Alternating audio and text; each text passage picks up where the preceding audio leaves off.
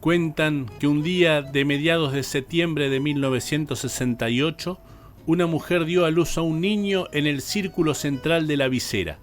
También cuentan que se debió llamar a un dermatólogo, porque el recién nacido tenía la piel pintada a rayas blancas y negras. Esta historia es una de las tantas que circulan en los alrededores de la cancha de Cipolletti y, a decir verdad, pocos la creyeron, pero cuando pasó el tiempo y se conoció que la persona de referencias era Henry Hector Homan, no quedaron dudas.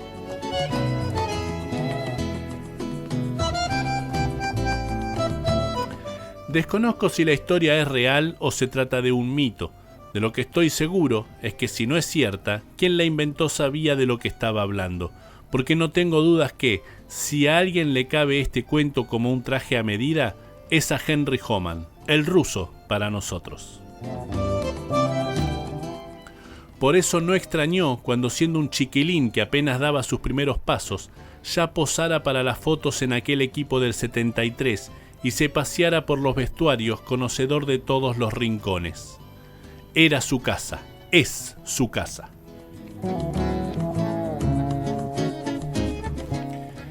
Tercero en la dinastía de los rusos, solo a los efectos cronológicos, sin que esto sea tomado como un orden de méritos, precedido por otros dos grandes como Enrique Kurelovich y Juan Enrique Strack.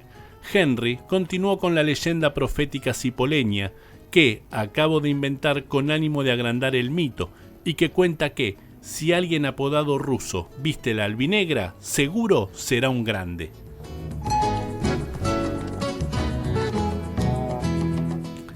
Muchos dicen ser hinchas de Cipo, cosa que nadie está en capacidad de poner en duda, ni medir mediante herramienta alguna, pero debemos convenir que lo del ruso es para tomarlo como ejemplo. Él no solo lo dice, sino que lo ha demostrado a lo largo de su vida, aun cuando muchas veces no la pasó bien. Siempre se encuentran motivos a mano para alejar el apoyo, muchos de manera temporaria. Mientras estén estos dirigentes, no vuelvo más a la cancha. Hasta que no formen un equipo competitivo, ni me acerco. Si siguen poniendo a tal jugador, no vengo más. O desde aquel partido me alejé porque consideré que me echaron de la cancha. Y otras cosas por el estilo hemos escuchado infinidad de veces tratando de justificar una bronca reciente.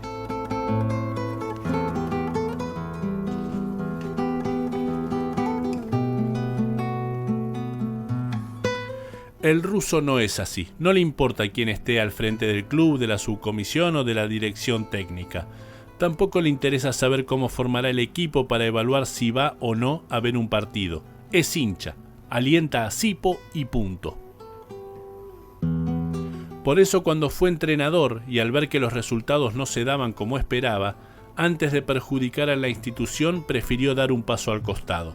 Si hasta cierta vez algún dirigente trasnochado pretendió negarle el ingreso a la cancha, pero él siempre puso por sobre todo al club y estas acciones no modificaron sus sentimientos. Debió soportar que un entrenador, a quien apodaban Vitrola, persona que hablaba mucho y decía poco, en un momento le dijera al rubio jugador que no era quien buscaba y que no lo tendría en cuenta, con argumentos tan pobres como rápidamente refutables. El perfil de jugador que pretendo tiene que responder a un mediocampista con un panorama que vos no tenés, que mire para un lado y haga un cambio de frente para el otro, que llegue siempre al gol y que tenga buena gambeta, que desequilibre al momento de encarar, argumentó Guizo. Lo que no dijo fue que el jugador que buscaba con esas características nunca llegaría a Cipolletti, porque las funciones que pedía solo las podía cumplir una persona en la tierra y era Diego Armando Maradona.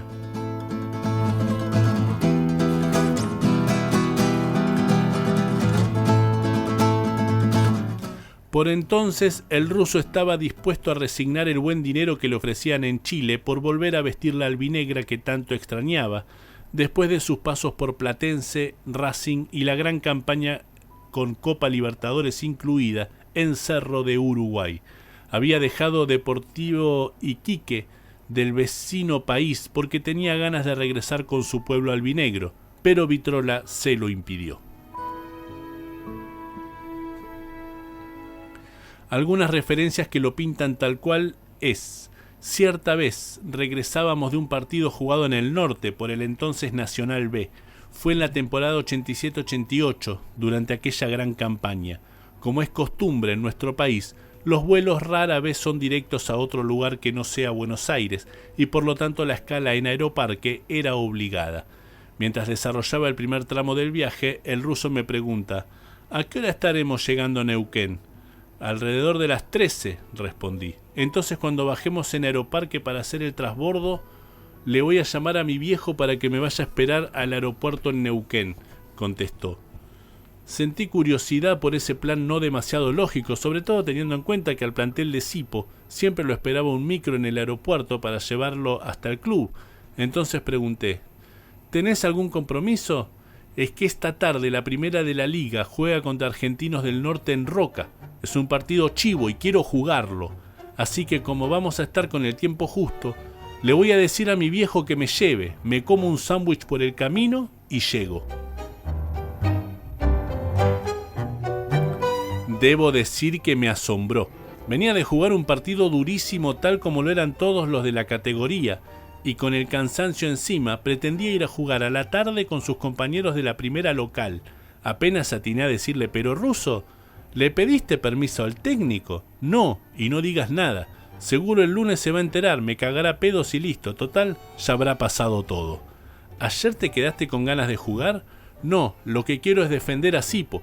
Yo vengo jugando muchos partidos en la liga y no quiero dejar a pie a mis compañeros. Lo siento así. ¿Qué le voy a hacer? Efectivamente, Henry jugó ese domingo y aunque nunca lo supe, es probable que se haya ganado una reprimenda, pero no renunció a su idea. Fue en el torneo Nacional B 1989-90, donde junto a un consolidado conductor como Mingo Perilli y a un pichón de crack que asomaba en el firmamento albinegro, Pablo Parra, quienes entre los tres se las arreglaron para terminar decorando una buena campaña a fuerza de buenas actuaciones. Las asistencias del Bocini albinegro para explotar la habilidad y velocidad del Chala y la potencia del ruso fueron armas que le dieron muchas satisfacciones al pueblo cipoleño. Las condiciones técnicas del ruso se fundaban en su potencia, poder de gol, muy buena pegada y entrega absoluta. En el otro rubro se le cuestionaba la falta de disciplina táctica. El ruso te resuelve un partido, pero también hay momentos en que no me alcanza la garganta para gritarle que se ordene en la cancha. Quiere hacer todo al mismo tiempo, y eso a veces le quita fuerzas para llegar a posiciones de gol, me explicaba Cacho Cadars a la hora de definirlo.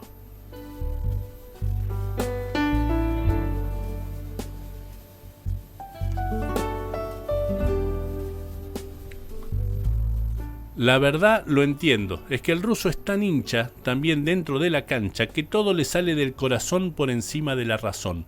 Nunca se limitó a hacer la suya para cumplir con lo que le pidieron. Por un triunfo, hasta la última gota de sudor no parecía ser suficiente para él, aunque se desordenara, aunque marcara con deficiencias, y aunque desde el banco los gritos del técnico le pidieran que no se despelote tanto. Cuando estuvo en Racing, también debió pagar el derecho de piso. En una de nuestras muchas charlas, me comentaba lo difícil que fueron para él los primeros tiempos en la academia.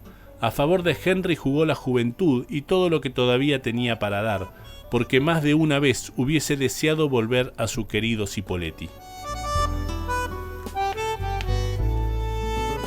Contó que no le fue fácil meterse en un vestuario con Perico Pérez y Rubén Paz como principales estandartes, quienes venían con muchos años de experiencia en sus espaldas, aplicando condiciones draconianas, si hasta existían problemas para acceder a la indumentaria que la marca que los patrocinaba les proveía. Todos son kioscos, cada uno saca tajada de donde puede, me comentaría, refiriéndose no solo a jugadores, sino al amplio rango de categorías que van desde el canchero pasando por utileros, masajistas, barras, ayudantes y hasta dirigentes. Recordaba que, apenas llegado al club de Avellaneda, le tocó emprender una gira por África. Después de casi un mes de jugar partidos en tierras más que extrañas, ya de regreso en Ezeiza y luego de desembarcar, quedó solo y esperando durante un buen tiempo junto a su bolso, en medio de una gran sala, desorientado y mirando para todos lados. Luego de un rato acertó a pasar por el lugar uno de los dirigentes que regresaba junto al plantel de la gira. Al verlo preguntó: «Russo, ¿qué estás haciendo?».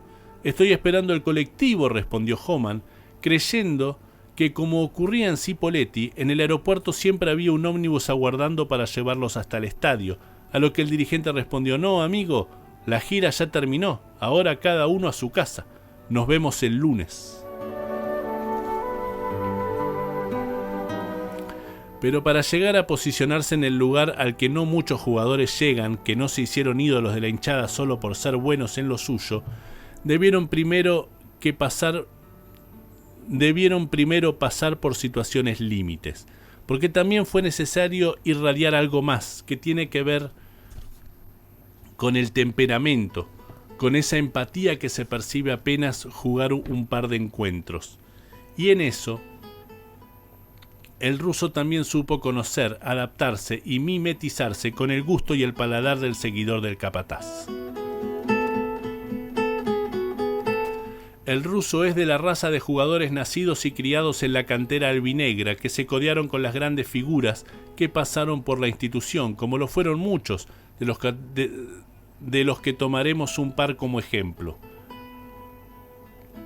En cierta oportunidad, en una de las tantas entrevistas que tuve el honor de hacerle en su trayectoria a Aníbal Giachetti, le pregunté de qué equipo era hincha. Con su habitual tranquilidad que transmite al expresarse, contestó con naturalidad: «De Cipolletti». Fui un poco más allá y repregunté: «¿Y de primera división?», a lo que de inmediato respondió: «De Cipolletti, no tengo otra preferencia». Si eso no es ser hincha, entonces ¿qué es?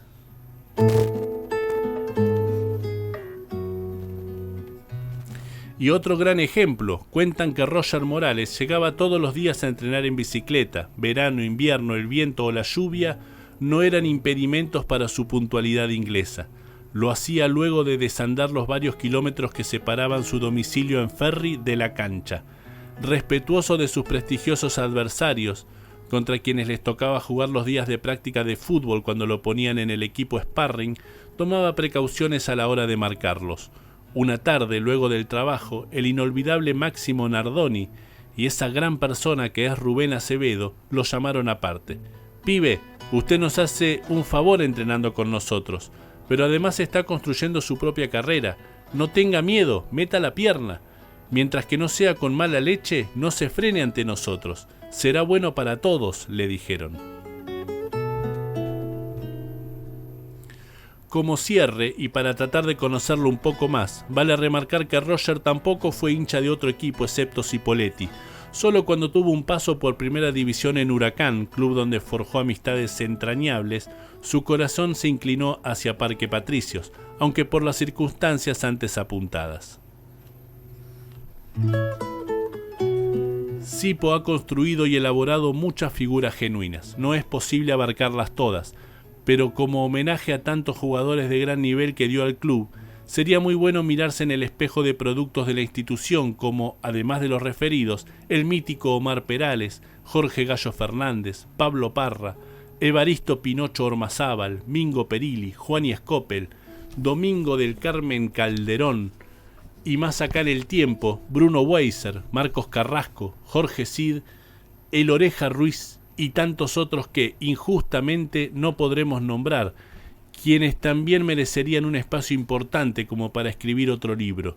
No sería mala idea, porque en definitiva las historias de los clubes se escriben con nombres propios. Tenerlos presente es nuestro deber.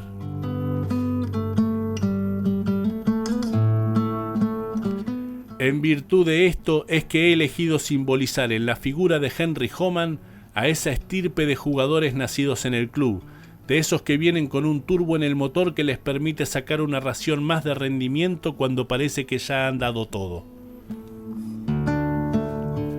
Ellos, como el ruso, tienen un gen distinto todavía no descubierto por la ciencia. Si se investigara más a fondo, es probable que en el centro de la cancha de Cipolletti, aquel 16 de septiembre de 1968, haya quedado sembrado y esté latente como una cepa contagiosa. Cuentan también que, con el césped natural, volverá a germinar.